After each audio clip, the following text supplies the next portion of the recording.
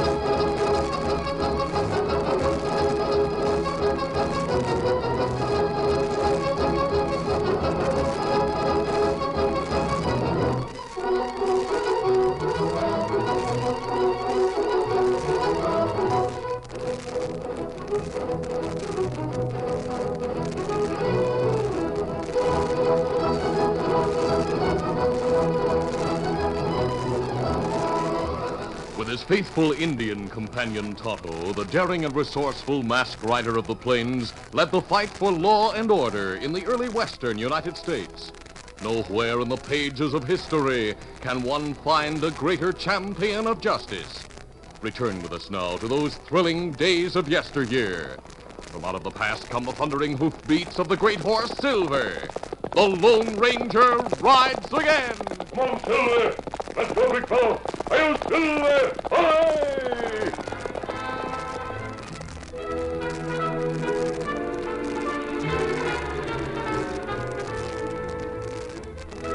The Lone Ranger and his Indian companion Tonto had heard reports of Indian trouble in the southwest, near Belton. The masked man and the Indian headed down into that territory to check on the reports. The trail followed a low ridge overlooking a valley. Suddenly, the Lone Ranger pulled the great horse Silver to a halt. Why we stop, Kimasabi? Look, that distant cloud of dust on the valley trail, Tonto. Someone seems to be in a big hurry. Me see him. I'll use my binoculars. What you see? The rider's bending forward over the pommel of the saddle. I don't see how he stays on his horse. Heaps strange. Yes. I'll try to see if... Tonto, I think he's tied to that horse. We'll ride down the slope and intercept him. Come on, Silver. Come on. A few moments later, the two men reached the valley trail and reined to a stop. Silver. Steady, fella. If he sees us, he doesn't intend to stop. But perhaps he's unable to pull in his horse. Stop him, Tonto. Get him on scout. Whoa there. Whoa. Come, Silver. Come on, boy. Oh, Silver. Oh. He is tied to his horse. Steady, easy, big fella. Easy, big fella. I'm not conscious. Maybe I'm dead, Kimasabi. Help me untie him and take him from the saddle. Look, Kimasabi. Him have two arrows in back. Put him down here on the grass. There. Him still alive. We'll have to work fast. Get the first aid kit from my saddlebag. We'll do what we can for him. The Lone Ranger and Tonto used their knowledge and skill to remove the arrows and to dress the wounds. Finally, they finished. Tonto was the first to speak. Think he'll die? Why, I don't know, Tonto. The arrows both hit fleshy parts of his body. We'll take him with us and make a camp somewhere nearby. And we'll give him further attention. The Lone Ranger and his Indian friend took the unconscious man to a nearby grove where they made camp. Tonto used his knowledge of herbs to help the wounded man. The constant attention given by the two men had results early that afternoon. The patient opened his eyes and looked at the two figures bending over him. How did I get here? Easy, fellow, easy. You'll be all right in a few days. A mask. That Indian. Don't let it... We're your friends, believe me. We saw you on the trail tied to your horse. Indians captured me. tied me to my horse, then turned him loose and shot after me with arrows. We heard a tribe of Indians had broken away from the reservation down this way and were causing trouble. That's right. My wife and I have a small farm back up the valley. She went to town early this morning. I saw a few Indians ride up and start raiding our livestock. Go on. I went out to order them away. They captured me. You know the rest. I'm Harry Kent. You'd better rest, Harry. Later we'll talk. No. I must tell you now. One of them, a tall man, was wearing war paint and feathers, but he spoke good English. I'm sure he wasn't an Indian. That's interesting. Right after they captured me and took away my rifle, he came up to me and spoke. It was useless for you to try to put up a fight, mister. Who are you? You don't seem to be an Indian. Maybe I am, maybe I'm not. It won't make any difference to you. You're through in this valley, and so are all the other settlers. They're going to burn down your place and drive off your livestock. Then they'll attend to you. Look, tell them to let me go out. Clear out. I know you're not an Indian. You can't let them kill me in cold blood. I always try to give a man a chance, mister. That's more than I can say for lots of others in this territory who hunted me down and cornered me on the edge of a cliff. They shot me. I fell over the cliff. And they left thinking I was dead. But my fall was broken by a ledge. Indians found me, and they took care of me ever since. But I haven't forgotten. I didn't have anything to do with that. Maybe not. But I'm against all of you in this territory. Like I said, I'll see that you get a chance, though. After they start the fires, they'll tie you to your horse and start him down the trail. If you can escape their arrows, you go free. Uwate! Melotamula! At his order, the Indians grabbed me and tied me. After setting the fires, they took me to their village so the rest of the tribe could... Easy, Harry, easy. Better not talk anymore for a while. I have to tell you the rest. They're going to...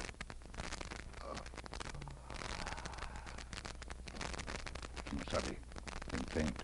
Yes, but I think you'll get well with plenty of rest. That heap strange story him tell. A feller in war paint, feathers.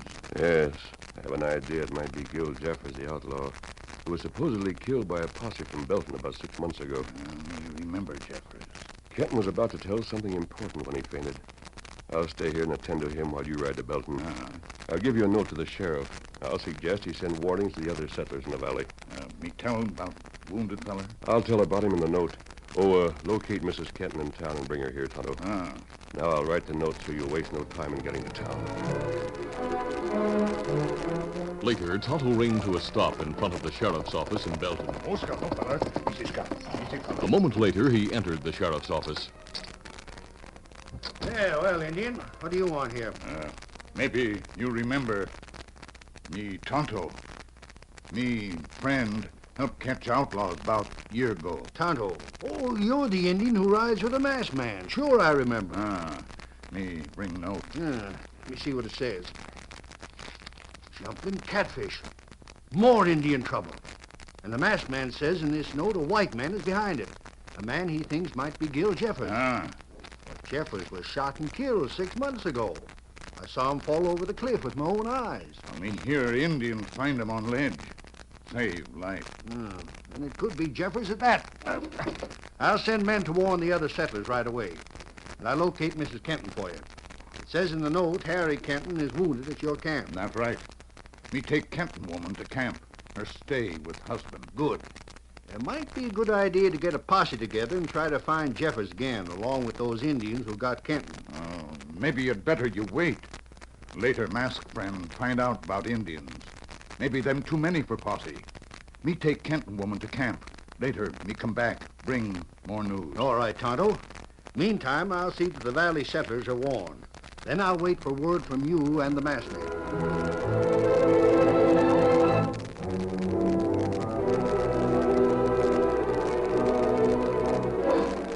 Within a short time, Mrs. Kenton was located and brought to the sheriff's office where Tonto was waiting.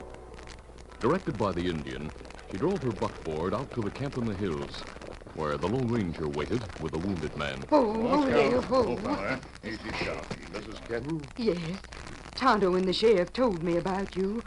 I'm grateful for what you've done for Harry. Is he still... He's much better now. He's been sleeping ever since Tonto left. He's over there in that lean-to. Talk again, Kimasabi? No, but as soon as he wakens, perhaps he'll be able to tell what he started to say before. Oh, here he is. You're sure he'll be all right? Oh, I think so. He's much stronger now. What? Harry, dear, I'm here. It's Lucy. Lucy. Thank heaven you weren't home when it happened. I feel much better now. I must tell what they plan to do. Oh, what is it, Harry? While the Indians were getting me ready to ride from the village as a target for their arrows. Yes? I heard the white man in Warpaint and feathers talking to the chief. Chief Red Cloud, there's no use putting things off any longer. We could start at dawn tomorrow, wipe out the valley settlers as we moved, and then attack the town. Only about 50 men in town who can fight. The rest are old ones and women and children. If we take them by surprise just after dawn, they'll not have a chance. We listen to words of Tall One. At dawn, the Apache braves ride through valley to kill and burn.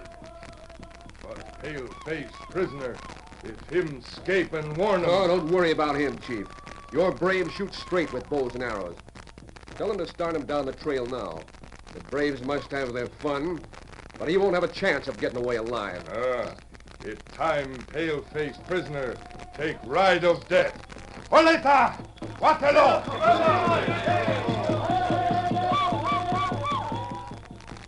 They started me out tied to my horse. You know the rest. So they plan to attack the settlers in the town at dawn. Yes. Oh, that's terrible. They'll all be massacred. We'll do what we can to prevent that. What we do? We'll warn the people of the valley and of Belton to head for Fort Carver, 10 miles south of here.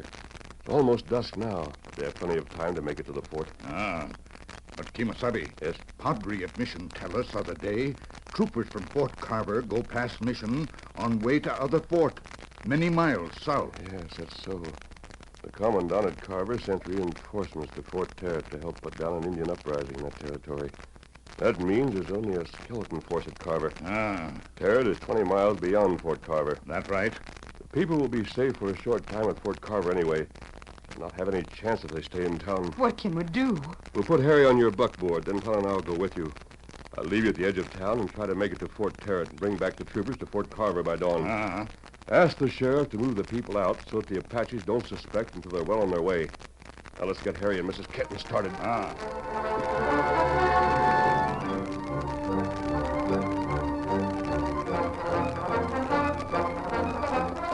After leaving Tonto and the Kentons at the edge of town, the Lone Ranger continued on southward on his journey to Fort Tarrant to get the troopers. Come on, fiddle there! The Indians' village, according to Harry Kenton, was north of town, so the masked man didn't expect trouble. He was sighted by a small scouting party of Apaches who were riding across the plains. He saw them as they came over a rise, a short distance to the left of the trail. 4 or 5 Apaches. Have to outrun them. Come on, Silver! Faster, big fella! But the Indians had swerved at an angle when they saw the masked figure on the white stallion, and with arrows ready, rode to head him off. A couple of them have guns. It's touch and go, big fella. They have a chance to cut us off. I'll try to slow them with bullets. Hurry, big fella! Come on, Silver!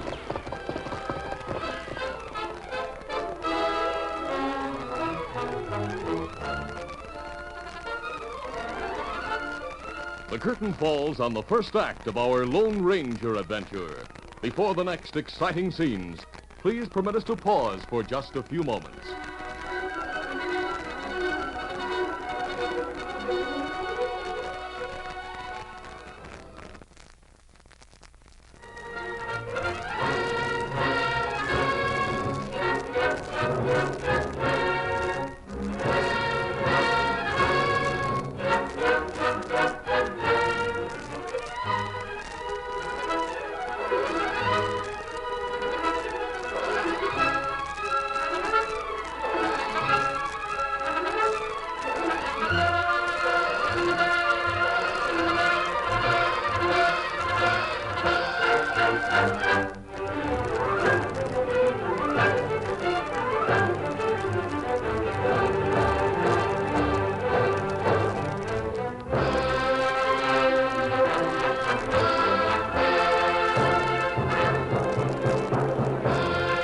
Now to continue.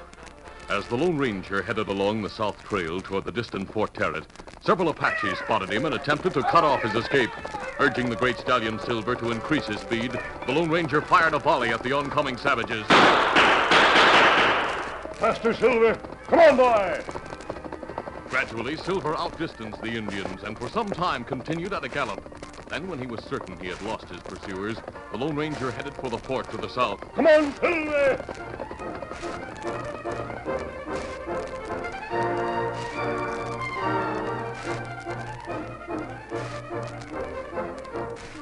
In town, Tonto had told the sheriff of the threatening danger, and the people of Belton were immediately warned to start for Fort Carver. When all the people had left, Tonto and the sheriff followed. There was no indication that the Apaches knew about the migration, and in due time, all of them reached the fort in safety. It was almost midnight when the sheriff and Tonto were talking to the lieutenant, who was in charge of the few soldiers at Fort Carver. Well, at least this is much safer than being in town in case of an attack. The Apaches will send scouts ahead to Belton before the attack. They'll realize what's happened and turn their attention here. I feel sure of that. But we inside fort, you have about 50 men from town, along with soldiers. Right now, there's 12 of us here. With the townsmen, that makes around 70 altogether. Sure. We ought to be able to resist the Apaches then. Tonto says they may be a little over 100. If it's the tribe led by Chief Red Cloud, we had a report that he took closer to 200 with him from the reservation. What's more, we're low on ammunition here at the fort. Yeah, that doesn't sound so good, eh, Tonto? Friend, bring back troopers from other fort. Be sure of that. You have more faith in that friend of yours than I have. He may not even get through to Fort Tarrant. Him get through. Well, let's hope so. But if he doesn't, we won't be able to hold out long. I'd better check our defenses.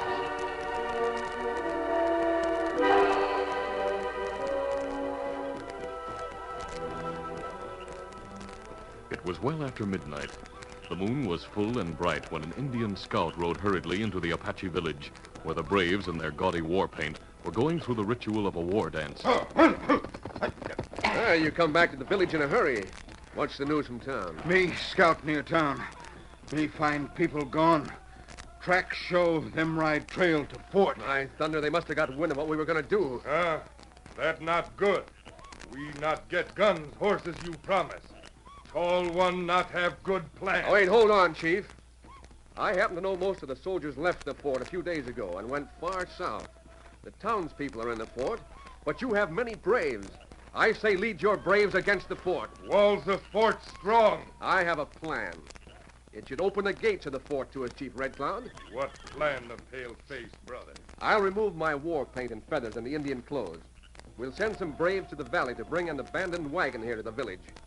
I'll have them bring any clothing they can find, too. Why you get 'em pale-faced clothes and wagon? Now, listen. A deep gully stretches across the front of the fort, a few hundred yards from the gates. You and the braves will be concealed there on your ponies. I'll take 5 or 6 braves dressed as settlers in the wagon with me. We'll drive to the gates of the fort. They'll open the gates for us to enter. And you and your braves attack as the gates are opened. That good plan. Me send braves to find wagon and clothes. Oh, wait! Tell them to hurry. We'll put my plan into effect at dawn and take the fort.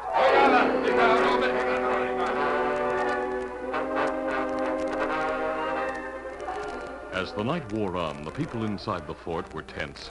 All the necessary preparations were made, and then, with time on their hands, their nervousness grew. Hank, I'm nervous. How do we know we can trust that Indian who's so friendly with the sheriff? The sheriff seems to trust him, Mary, so I reckon we can, too. Well, I think he should be watched. He may try to open the gates when the attack begins. Don't worry, nobody will open the gates. You ought to try to get some sleep so you'll be able to help later on. I couldn't think of sleeping at a time like this. Who's the man who's supposed to have gone for reinforcements? I don't know. Nobody seems to know anything. We'll all be massacred, that's what. Oh, stop complaining. You're beginning to make me nervous, too. I'm going to have a look around the fort. You better go help make bandages and do what you can to help the other women folk. I'll see you later.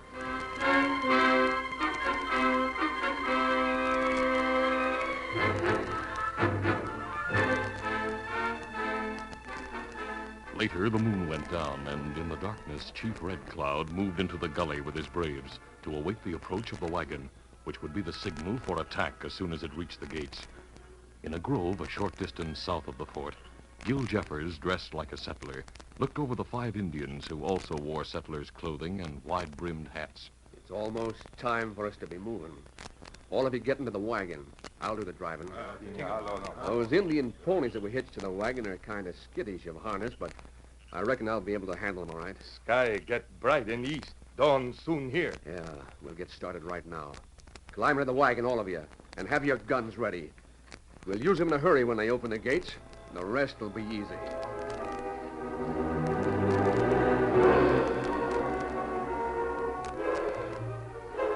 Those inside the fort also noted the faint flush in the eastern sky.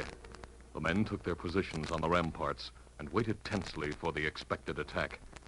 Tonto, the lieutenant, and the sheriff stood on a platform near the gates from which they could look over the stockade. As they scanned the open ground in front of the fort, the sheriff spoke. I don't see any sign of him yet, Lieutenant. Neither do I. Of course, it isn't light enough yet to see much from here. It'll soon be bright. I hoped your friend would be back with the reinforcements. Beginning to think he didn't get through. Him get through. Me sure of that. I wish I had your confidence. Anyway, there's no sign of the Apaches. Birds not sing. What do you mean? At dawn, plenty birds sing. But them not sing now. Me think Indians near. Birds frighten, not sing. Say, come to think of it, it is mighty quiet. We wait. Watch. For a while, the 3 men remained silent. The brightness of dawn spread gradually until they could see in the distance. Finally, the lieutenant spoke impatiently. Golly, if those Apaches are coming, I wish they'd come on. This waiting's terrible. It not be long now. How do you know, Tonto? Me hear bark of coyote. Me think that Apache signal. Say, it might be at that. Hey, look, coming up the south trail. A wagon with more settlers, they better hurry. Strange. Them not attacked by Apache now. You must be wrong about the Indians being out there. They must not have come along yet. Me not think me wrong. I'll go down and tell the men to be ready to open the gates for that wagon. They'll reach here in a few minutes. While the sheriff talked to the men at the gates about letting in the settlers' wagon, Tonto and the lieutenant stood watching as the wagon approached. Get up there! Hello at the port! Open up and let us inside! They're mighty lucky to arrive safely. It's still strange. Hey, look, cutting across the wagon. A masked man on a white horse. He's firing at the wagon. I'll use my rifle. No, you not shoot. Hey, what's the idea? My friend, you wait. Open the gate! Go to the gate, ship! Fire on the wagon! Him say fire on wagon, quick. Hey, what's the matter with you? What are you shooting? Fire on wagon. You're turning aside. Apaches in the wagon! Shoot from the fort! Apaches in wagon, quick. Order men to shoot. Well, I don't think... Hey, look, coming out of the gully, Apaches. Fire on wagon. Open fire on the wagon!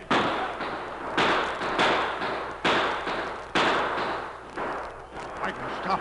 Horses fall. Men jump out. Run back to Indians. Open gates for masked man. Oh, wait. He's swerving and riding off to the side. As Tonto and the lieutenant watched, the troopers rode in at a fast gallop from the south to intercept the horde of savages pouring out of the gully toward the fort. The reinforcements, they've arrived. Masked friend, bring him. For a time, the battle outside the fort was a furious one, and the great white stallion Silver, carrying his courageous master, flashed here and there as one Apache after another fell under the masked man's blazing guns. Finally, the savages, who were still in their saddles, tried to leave the scene, but one troop of cavalry had ridden into the gully behind them, and their escape was cut off. The men from the fort rushed out cheering as the battle stopped. Ho, Silver, ho, easy, steady, big fella. Here's Gil Jeffers. He was driving the wagon that approached the fort. He carried several Indians dressed as settlers. Holy mackerel, they might have fooled us. Not right. Lieutenant, you might have had a massacre here if our friend the masked man hadn't come to Fort Tarrant for us. Oh, I know, sir. But I still don't understand how he knew Jeffers had Apaches in that wagon. I came a short distance ahead of the troopers. The wagon was on the trail ahead of me. I noticed the hoof marks. The horses were unshod. I knew then it must be a trick. Well, I'll be darned. But even then, you could have been mistaken. I saw plenty of Indian sign leading into the gully. I knew the Apaches wouldn't have allowed a wagon load of settlers to go past to the fort. You see, Lieutenant, the masked man is mighty clever. He sure is, sir. And so's his friend, Tonto. Oh, mister, I was afraid you would leave before I had a chance to get out here to thank you and Tonto for all you did for Harry and me. Oh, this is Mrs. Kenton, Major. Her husband was captured by the Apaches, tied to his horse, and used as a target as he rode away. It was through Harry that we learned of the plot to attack the town. But if it hadn't been for you and Tonto, Harry would have died, I'm sure of that. He's feeling much better now, and he should be up in a few more days. We both thank you a lot. Oh, that's all right, Mrs. Kenton. Say goodbye to Harry for us. Of course. What will happen to those captured Indians? As soon as the dead and wounded are taken care of, we'll herd what's left of the tribe back to the reservation. Chief Red Cloud was killed in the fight. Yes, and Jeffers is here, wounded. If it hadn't been for that masked hombre, the fort would have fallen. Yeah, but lucky for all of us, that masked hombre was around to help us. You'll hang, Jeffers. Tonto and I'll ride as far as town with you, Sheriff. Then we'll head north from there. Oh, incidentally, Major, Harry Kenton warned us about the Apaches. He and his wife have no home to go to now. We'll take care of them at the fort until they have a new home ready. Oh, that's wonderful. I'm sure you and Harry will be well taken care of. It was a pleasure seeing you again, Major. It's always a pleasure to see you, my friend. And I always marvel when I see you in action. Thanks. Shall we leave now, Sheriff? Sure. Get going, Jeffers. I see your arm is already bandaged. So long, everybody. So long. Adios. Adios. All right, let's go, Tonto. Come on, Silver. Come on, Scout. Get up there. Get up, come on. Get up. By golly, I've never seen anyone like that masked man before. I know the Indian's name is Tonto, but I don't know the masked man. Who is he? Well, it's about time you did know about him, Lieutenant. He hates traitors and loves America. He's the Lone Ranger.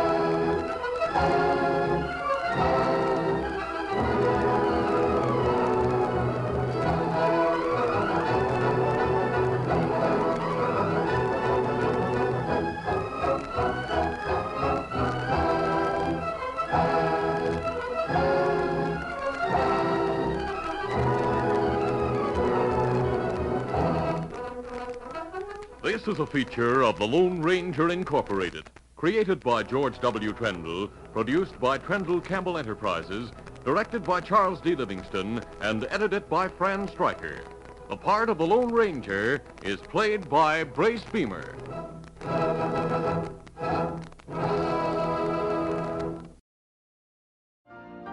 You've been listening to the OTR Gold Network. Find more classic radio at otrgold.com.